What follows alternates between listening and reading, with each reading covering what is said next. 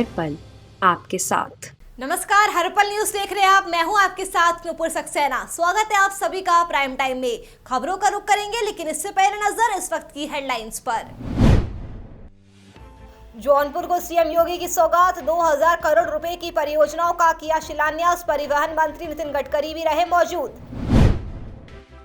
हंगामे के बीच लोकसभा में पास हुआ चुनाव सुधार बिल। कल तक के लिए स्थगित हुई सदन की कार्यवाही। वोटर कार्ड को आधार कार्ड से जोड़ने का प्रावधान। विजय माल्या और नीरव मोदी से 13,109 करोड़ रुपए की रिकवरी। लोकसभा में वित्त मंत्री सीतारमण ने दी जानकारी। बैंकों से हजारों करोड़ों की धोखाधड़ी करके भागे हैं दोनों। दिल्ली में तीसरे दिन भी जारी रही रेजिडेंट डॉक्टरों की हड़ताल। स्वास्थ्य सेवाएं रही प्रभावित। नीट पीजी काउंसलिंग में देरी को लेकर डॉक्टरों का विरोध जारी। जम्मू कश्मीर के पुंछ में धुआं धमाका। बालाकोट सेक्टर में एलओसी के पास आईईडी ब्लास्ट। एक बीएसएफ का जवान हुआ घायल। बढ़ते हैं खबरों की ओर। पीएम मोदी 21 दिसंबर को यानी कल प्रयागराज के दौरे पर है। यहां पीएम 2 लाख से ज्यादा महिलाओं की मौजूदगी वाले एक अनोखे कार्यक्रम में शिरकत लेंगे। इस बात की पुष्टि खुद पीएमओ ने की है। पीएमओ ने बताया कि कार्यक्रम महिलाओं को सशक्त बनाने के लिए विशेष रूप से जमीनी स्तर पर उन्हें आवश्यक कौशल, प्रोत्साहन और संसाधन प्रदान करने के लिए आयोजित किया जा रहा है। पीएम ने कहा कि वे स्वयं सहायता समूह के खातों में 1000 करोड़ रुपए की राशि हस्तांतरित करेंगे, जिससे लगभग 16 लाख महिला सदस्यों को लाभ मिलेगा। पीएम के दौरे के चलते प्रयागराज में कड़ी सुरक्षा के इंतजाम भी किए गए हैं। आज यूपी के सीएम योगी आदित्यनाथ केंद्रीय परिवहन मंत्री नितिन गडकरी के साथ जौनपुर के दौरे पर पहुंचे। 573 करोड़ 36 लाख की परियोजनाओं का लोकार्पण और शिलान्यास किया। जनसभा को संबोधित करते हुए सीएम योगी ने कहा कि पिछली सरकार सरकारी खजाने में डकैती डालने का काम करती थी। शासन की योजनाओं को सिर्फ अपने चहेतों को ही दिया जाता था। वहीं नितिन गडकरी ने केंद्र सरकार की उपलब्धियां गिनवाते हुए कहा कि फिर से एक बार डबल इंजन की सरकार बना दे। मैं 5 लाख करोड़ के काम और कराऊंगा। जिस रूप में अपने अनुभव पर आधारित उन उदाहरणों को सामने रख करके इस पुस्तक के 25 मंत्रों के माध्यम से आदरणीय प्रधानमंत्री जी ने छात्र छात्राओं को समर्पित किया है, यह अद्भुत है। मैं इस देश के युवाओं की ओर से आदरणीय प्रधानमंत्री जी का आभार निवेदित करते हुए यह पुस्तक इस देश के युवाओं के लिए एक नई दिशा देने का कार्य करेगी। इसमें कोई भी संदेह किसी को भी नहीं होना चाहिए। परीक्षा आपकी अभी की तैयारी की है, पूरे जीवन की नहीं। यानी परीक्षा तो आपकी किसी एक पेपर की होगी। आपने देखा होगा उत्तर प्रदेश में हम लोगों ने कहा यार नकल विहीन परीक्षा करो, 10 लाख छात्रों ने परीक्षा ही छोड़ दी और 10 लाख तो अभी तक है, पता नहीं आगे क्या होगा। यानी परीक्षा का ऐसा होबा खड़ा कर दिया है। मेरा तो ये मानना है कि हम लोग आगे से ये भी व्यवस्था करेंगे। इसको हम देख रहे हैं, यहीं पर 10 लाख जो बच्चे छोड़ रहे हैं यहीं पर नहीं छोड़ेंगे। कैसे परीक्षा और सरल हो, इस दिशा में भी विचार किए जाने की आवश्यकता है। स्वतः स्फूर्त भाव के साथ परीक्षाओं के प्रति उनका स्वाभाविक एक भाव जागृत हो, इस दिशा में प्रयास किए जाने की आवश्यकता है। उत्तर प्रदेश की योगी सरकार ने प्रदेश में एक बार फिर से एस्मा एक्ट को लागू कर दिया है, जिसके तहत यूपी में 6 महीने के लिए हड़ताल पर पूरी तरह से पाबंदी लगा दी गई है। अपर मुख्य सचिव कार्मिक डॉक्टर देवेश कुमार चतुर्वेदी ने इसके लिए अधिसूचना भी जारी कर दी है, जिसमें कहा गया है कि उत्तर प्रदेश के राज्य क्रियाकलापों से जुड़े किसी लोक सेवा निगमों और स्थानीय प्राधिकरणों में हड़ताल करने पर प्रतिबंध लगाया जा रहा है। इसके बाद भी अगर कोई राज्य में हड़ताल करता है तो उसके खिलाफ विधिक व्यवस्था के तहत कार्रवाई भी की जाएगी। बता दें कि इससे पहले भी कोरोना के चलते राज्य में एस्मा एक्ट लगाया गया था। बीजेपी संसदीय दल की कल बैठक बुलाई गई है। ये बैठक दिल्ली के डॉक्टर अंबेडकर इंटरनेशनल सेंटर में मंगलवार को आयोजित की जाएगी। पार्टी नेतृत्व की ओर से इस बैठक में बीजेपी के सभी लोकसभा और राज्यसभा सांसदों को मौजूद रहने के लिए कहा गया है। मिली जानकारी के अनुसार इस बैठक में संसद के शीतकालीन सत्र में आगे की रणनीति पर मंथन हो सकता है। वहीं गृह राज्य मंत्री अजय मिश्रा टेनी को लेकर विपक्ष के कड़े रवैये पर भी चर्चा हो सकती है। हालांकि पार्टी की तरफ से बैठक के मकसद को लेकर कुछ भी अभी तक साफ नहीं किया गया है। केंद्र सरकार ने सोमवार को उन 5 राजनीतिक दलों की बैठक बुलाई जिनके सांसदों को राज्यसभा से निलंबित कर दिया गया था, जिसके बाद ये सांसद लगातार संसद परिसर में गांधी प्रतिमा के पास बैठकर लगातार धरना दे रहे हैं। इस मामले को लेकर विपक्ष और सरकार के बीच भी गतिरोध बढ़ गया है। जिन 12 सांसदों को संसद के शीतकालीन सत्र के पहले दिन ही निलंबित किया गया था, उनमें कांग्रेस, टीएमसी, शिवसेना, सीपीआई और सीपीआईएम के सांसद शामिल हैं। मिली जानकारी के अनुसार विपक्ष ने राज्यसभा के 12 सदस्यों के निलंबन के मुद्दे को हल करने के लिए सरकार की ओर से 5 दलों के नेताओं को भेजे गए निमंत्रण को खारिज कर दिया।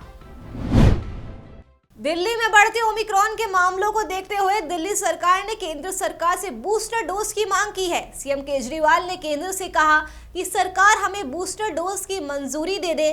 केजरीवाल ने कहा कि कोरोना के मामले लगातार बढ़ रहे हैं, इसको देखते हुए सभी सक्रिय मामलों को जीनोम सीक्वेंसिंग के लिए भेजा जाएगा। होम आइसोलेशन की व्यवस्था और दुरुस्त की जाएगी। वहीं कोरोना काल में मिल रहे मुफ्त राशन के समय को भी बढ़ा दिया गया है। केजरीवाल ने कहा कि दिल्ली कैबिनेट ने फैसला लिया है कि कोरोना काल में मिल रहे मुफ्त राशन को और 6 महीनों के लिए बढ़ा दिया गया है। अब राशन 31 मई तक दिया जाएगा। और इतना ही नहीं, इस दौरान केजरीवाल ने शिक्षकों की बात करते हुए कहा कि दिल्ली सरकार की कैबिनेट मीटिंग में फैसला लिया गया है कि दिल्ली टीचर्स यूनिवर्सिटी बनाई जाएगी, जिसमें अच्छे और नई पीढ़ी के शिक्षक तैयार किए जाएंगे। इसका बिल पास किया जाएगा। 2022 से 23 में दाखिला शुरू होगा। पूरे एशिया में सबसे सुंदर शहर चंडीगढ़ माना जाता था। पूरे देश को गर्व है चंडीगढ़ के ऊपर। पूरे देश में नंबर 1 शहर चंडीगढ़ था साफ सफाई में। आज 66वें स्थान के ऊपर चंडीगढ़ है। क्यों? चंडीगढ़ नगर निगम 1996 में बना। 1996 से लेके आज तक 13 साल बीजेपी का राज रहा, 12 साल कांग्रेस का राज रहा। 13 साल बीजेपी ने राज किया चंडीगढ़ नगर निगम पे, 12 साल कांग्रेस ने राज किया चंडीगढ़ नगर निगम पे। दोनों ने मिलकर बेड़ा गर्क कर दिया चंडीगढ़ का। उत्तर प्रदेश में होने वाले विधानसभा चुनाव से पहले समाजवादी पार्टी और राष्ट्रीय लोकदल एक बार फिर से संयुक्त रैली करने जा रहे हैं। जानकारी के मुताबिक अलीगढ़ के इगलास में 23 दिसंबर को सपा और आरएलडी की संयुक्त जनसभा होगी। इस रैली में एक बार फिर एसपी प्रमुख अखिलेश यादव और आरएलडी अध्यक्ष जयंत चौधरी मंच पर एक साथ होंगे और अपनी ताकत का प्रदर्शन करेंगे। लिहाजा रैली के लिए सपा और आरएलडी के नेता जुटे हुए हैं और रैली को सफल बनाने के लिए गांवों का दौरा भी कर रहे हैं। हालांकि इससे पहले सपा प्रमुख अखिलेश यादव और आरएलडी प्रमुख जयंत चौधरी की मेरठ में रैली हो चुकी है। वही अभी तक दोनों ही दलों के बीच सीटों के बंटवारों को लेकर बात नहीं बनी है। कहा जा रहा है कि सपा आरएलडी को 3 दर्जन सीटें दे सकती है और कुछ सीटों पर सपा नेता आरएलडी के टिकट पर चुनाव लड़ सकते हैं। महिलाओं के लिए शादी की न्यूनतम उम्र को 18 वर्ष से बढ़ाकर 21 साल करने के प्रस्ताव को केंद्रीय कैबिनेट ने मंजूरी दे दी थी। प्रधानमंत्री ने 15 अगस्त 2020 को लड़कियों की शादी की उम्र के इस प्रस्ताव की घोषणा करते हुए इसकी जानकारी दी थी। देश में पुरुषों के लिए शादी की न्यूनतम उम्र 21 साल है, तो वही महिलाओं के लिए 18 साल है। पीएम मोदी ने महिलाओं के लिए विवाह की न्यूनतम उम्र बढ़ाने के फैसले को लड़कियों को कुपोषण से बचाने के लिए जरूरी बताया था। इसी कड़ी में एएमयू में एआईएमआईएम के अध्यक्ष प्रोफेसर बशीर अहमद का लड़कियों की शादी की उम्र बढ़ाने पर बयान सामने आया है। उन्होंने कहा है कि लिविंग रिलेशन पर भी पाबंदी लगनी चाहिए। शादी से पहले लिविंग में साथ रहना जुर्म होना चाहिए। उन्होंने आगे कहा कि लड़कियों के 21 साल से पहले लिविंग में रहने ना जुर्म है और ना कोई पाबंदी है। वो जाने, मैं तो सिर्फ एक बात कहना चाहता हूँ और वो ये कहना चाहता हूँ कि कानून को देखना चाहिए। आपने शादी पे तो पाबंदी लगा दी, लेकिन कोर्ट्स ये कह चुकी हैं, कोर्ट का फैसला आ चुका है कि लिविंग इन जो है अलाउड है? तो अब क्या, या फिर वो भी कानून बनाइए, मतलब बगैर शादी के कोई फर्ज के लड़का लड़की बारी हो जाए और वो साथ रहते रहें, उसके लिए भी तो कोई कानूनी। अलीगढ़ में यूपी सरकार में दर्जा प्राप्त राज्य मंत्री ठाकुर रघुराज सिंह राजकीय औद्योगिक एवं कृषि प्रदर्शनी का उद्घाटन करने के लिए पहुंचे थे। इस दौरान उन्होंने एग्जीबिशन का शुभारंभ करने के बाद मीडिया से बातचीत करते हुए उन्होंने कहा कि बीजेपी ही देश के हित की बात कर सकती है। बीजेपी ही सच्ची राष्ट्रवादी पार्टी है। अखिलेश की सरकार में 34 बार हिंदू मुसलमान हुआ, मायावती की सरकार में 32 बार हिंदू मुसलमान हुआ, आदरणीय योगी जी की सरकार में 1 बार भी हिंदू मुसलमान हुआ, बताओ। और दूसरा, हमने जो बांटा है राहत सामग्री 2 साल लगातार कोविड में, जिसमें 60% अलीगढ़ में मैं वायदा कर सकता हूँ कि 60% मुसलमान बंधुओं ने लिया है, लेकिन हमने तो कोई आरोप नहीं लगाया। और अखिलेश बीजेपी की विजय संकल्प यात्रा गंगोली हाट विधानसभा क्षेत्र के बेरीनाग पहुंची। इस दौरान कैबिनेट मंत्री बिशन सिंह चौफाल और अजय टमटा सहित स्थानीय विधायक मीना गंगोला भी मौजूद रहे।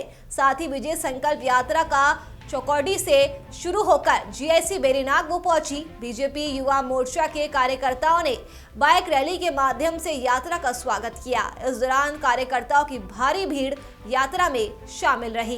कैबिनेट मंत्री बिशन सिंह चौफाल ने कहा कि पीएम नरेंद्र मोदी ने देश को मजबूत करने का काम किया है। कार्यकर्ताओं में जो उत्साह दिखा रहा विजय संकल्प यात्रा को लेकर, 2022 में जो चुनाव है उसको लेकर भारतीय जनता पार्टी ने जो विजय संकल्प यात्रा निकाली, इससे भारतीय जनता पार्टी कार्यकर्ताओं में बहुत उत्साह है और क्षेत्र की जनता में बहुत उत्साह है, क्योंकि ये डबल इंजन सरकार का कमाल है। भारतीय जनता पार्टी की डबल इंजन सरकार ने जो गांव-गांव तक हमने सड़क पहुंचाई, गांव के लोगों का जीवन स्तर बिल्कुल बदल गया, लोगों का रहन सहन बदल गया, क्योंकि लोग स्वरोजगार की ओर आगे बढ़े और लोग स्वरोजगार की ओर आगे बढ़ने से होम स्टे तक पहुंचेगी। ये संकल्प की कल्पना के साथ, आशीर्वाद लेने के साथ ये यात्रा प्रारंभ हो रही है। भारतीय जनता पार्टी के प्रदेश की जो सरकार ने काम किए, केंद्र सरकार के सहयोग से जो काम हुए हैं, वो एक अपने आप में कीर्तिमान है। महाराष्ट्र के मंत्री गुलाबराव पाटिल ने बीजेपी सांसद और अभिनेत्री हेमा मालिनी के गाल की तुलना सड़कों से की है। पाटिल ने शनिवार को जलगांव में एक रैली को संबोधित करते हुए विवादित बयान दिया था कि जो लोग विकास देखना चाहते हैं वे उनके विधानसभा की सड़कों को देख सकते हैं। यहाँ की सड़कें हेमा मालिनी के गाल की तरह चिकनी है। इसी पर हेमा मालिनी ने प्रतिक्रिया दी है और कहा है कि सड़कों से मेरे गालों की तुलना पहली बार लालू जी ने की, इसके बाद ये चरण शुरू हो गया और इसके बाद कई लोगों ने मेरे गालों की तुलना सड़कों से की है, लेकिन कुल मिलाकर इस तरह की तुलना ठीक नहीं है। आम नागरिक यदि इस तरह की बातें करते हैं तो समझा जा सकता है, लेकिन सरकार के मंत्री यदि ऐसी बातें कहेंगे तो उसे ठीक नहीं माना जा सकता है। The trend has been started by Lalu ji some years back, because that time it was so bad. So suddenly he must have came out with this thing. So that has become a usual thing for everybody. सब लोग उसी को use करते हैं, वैसे करना नहीं चाहिए। If normal common people talking, you can adjust that. But if it is a member of parliament or anybody connected to our constituency, it is I don't think it's in a good taste. Delhi में कम प्रदूषण को देखते हुए दिल्ली सरकार ने Delhi NCR में निर्माण और विध्वंस गतिविधियों पर लगे प्रतिबंधों में और ढील दे दी है। वायु गुणवत्ता और मौसम संबंधी पूर्वानुमान में सुधार पर विचार करते हुए आपको बता दें कि दिल्ली एनसीआर में निर्माण कार्य संबंधी गतिविधियों को फिर से शुरू करने की परमिशन दे दी गई है। इसके साथ ही दिल्ली में ट्रकों के आने पर जो पाबंदी थी उस पर भी रोक हटा दी गई है। राजधानी हैदराबाद के तेलंगाना में समलैंगिक जोड़ी की शादी का मामला सामने आया है। समलैंगिक जोड़ी की शादी पूरे रीति रिवाज के साथ संपन्न हुई। उस शादी में सभी तरह की परंपराओं को निभाया गया। बता दें कि उन्होंने अपने लगभग 1 दशक लंबे रिश्ते को आगे बढ़ाते हुए शादी रचाई। दोनों ने एक दूसरे को अंगूठी पहनाई और फिर एक विवाह समारोह में साथ निभाने का संकल्प लिया। आपको बता दें कि इसे तेलंगाना का पहला समलैंगिक जोड़ा माना जा रहा है। अपनी शादी को लेकर सुप्रियो ने कहा कि इसने सभी को संदेश दिया है कि खुश रहने के लिए किसी की इजाजत की जरूरत नहीं है। शादी समारोह में जोड़े के परिवार के लोग और उनके दोस्त भी इकट्ठा हुए थे। जयपुर एयरपोर्ट पर कस्टम की टीम ने एक महिला को 15 करोड़ रुपए की हेरोइन के साथ गिरफ्तार किया है। महिला शारजाह से एयर अरेबिया की फ्लाइट के जरिए आई थी। जयपुर एयरपोर्ट पर बैग को चेक किया गया तो अंदर से 2 किलो हेरोइन पकड़ी गई। जयपुर एयरपोर्ट पर रविवार सुबह 4 बजे एयर अरेबिया की फ्लाइट नंबर G9435 आई थी। फ्लाइट में केन्या की महिला थी जिसका पहले से ही लुक आउट नोटिस जारी था। दरअसल दिल्ली में 13 नवंबर को युगांडा की 2 महिलाओं को 90 करोड़ की हेरोइन के साथ पकड़ा गया था और इन्हीं के जरिए पता चला कि कुछ और महिलाएं भारत में हेरोइन की बड़ी खेप लेकर आ रही है। महिला से कुल 2 किलो 150 ग्राम हेरोइन पकड़ी गई। दिल्ली के कॉमनवेल्थ विलेज में रविवार को यमुना ट्रॉफी मैच का आयोजन किया गया। इस ट्रॉफी का उद्घाटन दिल्ली पुलिस कमिश्नर राकेश अस्थाना और दिल्ली हाई कोर्ट जज राजेश भटनागर ने क्रिकेट खेलकर किया। इस मैच का टॉस पूर्व दिल्ली की डीसीपी प्रियंका कश्यप ने किया। जज एकादश की टीम ने टॉस जीतकर बैटिंग करने का फैसला लिया। आपको बता दें कि कार्यक्रम 3 महीने तक चलेगा। यमुना ट्रॉफी मैच का आयोजन इंडियन मीडिया वेलफेयर एसोसिएशन और Indian development for human care society की ओर से किया गया है। पिछले 7 सालों से यमुना ट्रॉफी का आयोजन लगातार किया जा रहा है। इस साल भी इसी कड़ी को आगे बढ़ाते हुए यमुना ट्रॉफी का आयोजन किया गया, जिसमें खिलाड़ी के रूप में कई बड़े बड़े अधिकारी क्रिकेट खेलते हुए नजर आए। और इस ट्रॉफी का मकसद न सिर्फ क्रिकेट खेलना है बल्कि लोगों को पर्यावरण के प्रति जागरूक करना भी है। इस मौके पर कोरोना नियमों का पालन करते हुए लोगों को पर्यावरण के प्रति जागरूक करने के लिए दोनों मुख्य अतिथियों ने इस मौके पर पेड़ पौधे भी लगाए और साथ ही चित्रकला प्रतियोगिता का आयोजन भी किया गया।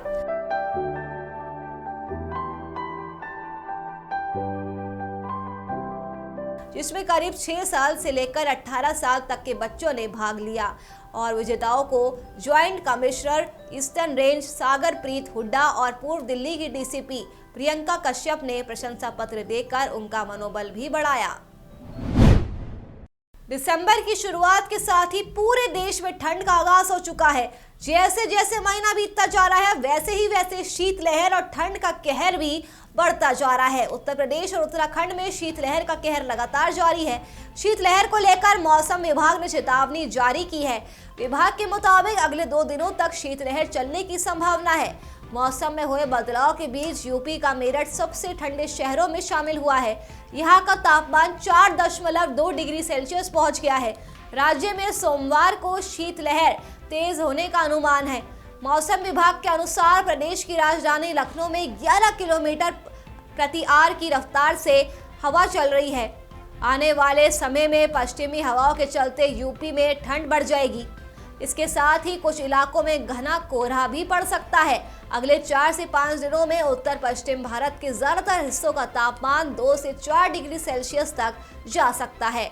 उत्तराखंड में ठंड का आलम तो ये है कि कई पहाड़ी इलाकों में पानी बर्फ में बदल चुका है। यहाँ का पारा -4 तक जा पहुंचा है। मौसम विभाग ने शीतलहर को लेकर जरूरी दिशा निर्देश भी जारी किए हैं। आईएमडी के अनुसार ठंड बढ़ने के साथ लोगों को फ्लू और नाक से खून आने की समस्या भी हो सकती है। देश में ओमिक्रॉन ने अब अपनी जड़ों को फैलाना शुरू कर दिया है। देखते ही देखते देश में अब तक 166 मामले सामने आ चुके हैं। केरल में ओमिक्रॉन के 4 नए केस मिले हैं। राज्य में अब कुल संक्रमितों की संख्या 15 हो चुकी है। वहीं अगर बात दिल्ली की करें तो दिल्ली में भी ओमिक्रॉन के 2 नए केस सामने आ चुके हैं। यहाँ अब ओमिक्रॉन संक्रमितों की कुल संख्या 24 हो गई है। स्वास्थ्य विभाग ने बताया कि 12 लोगों को डिस्चार्ज भी कर दिया गया है और 12 का इलाज अभी जारी है। देश में बीते रविवार को ओमिक्रॉन के 14 नए केस मिले थे। इनमें महाराष्ट्र के 6, कर्नाटक के 5 और गुजरात के 4 केस शामिल है। महाराष्ट्र में 4 मामले मुंबई एयरपोर्ट पर हुई जांच में सामने आए। वहीं पुणे और पिंपरी चिंचवाड़ में एक ओमिक्रॉन पॉजिटिव मिले। देश में अब तक मिले ओमिक्रॉन संक्रमितों की कुल संख्या बढ़कर 166 हो गई है। फिलहाल ओमिक्रॉन का संक्रमण तेजी के साथ फैल रहा है, जिसे देखते हुए हद से ज्यादा सावधानी बरतने की जरूरत है।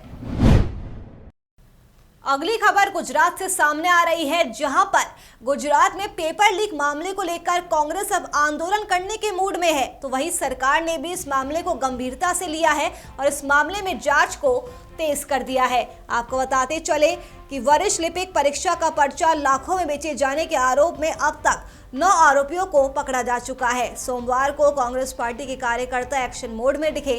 कांग्रेस पार्टी के कार्यकर्ता राजकोट और पाटन शहर में उन्होंने रैली निकाली और कलेक्टर ऑफिस पहुंचे। पाटन शहर में कांग्रेस पार्टी की रैली में पाटन विधायक किरीट भाई पटेल समेत भारी संख्या में कांग्रेस कार्यकर्ता मौजूद रहे। वहीं कांग्रेस विधायक किरीट भाई पटेल ने बताया कि 27 साल से बीजेपी सरकार के शासन में पिछले 9 साल में सरकारी भर्ती परीक्षा को लेकर 10 पेपर लीक हुए हैं। गरीब और जरूरतमंद विद्यार्थी के भविष्य के साथ सरकार खिलवाड़ कर रही है। उन्होंने आगे कहा कि पेपर लीक मामले में लाखों बेरोजगार युवाओं के साथ सरकार ने खिलवाड़ किया है।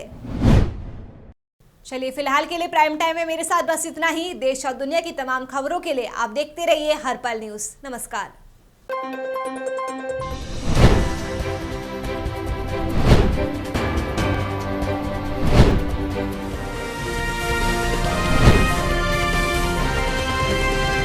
हर पल आपके साथ।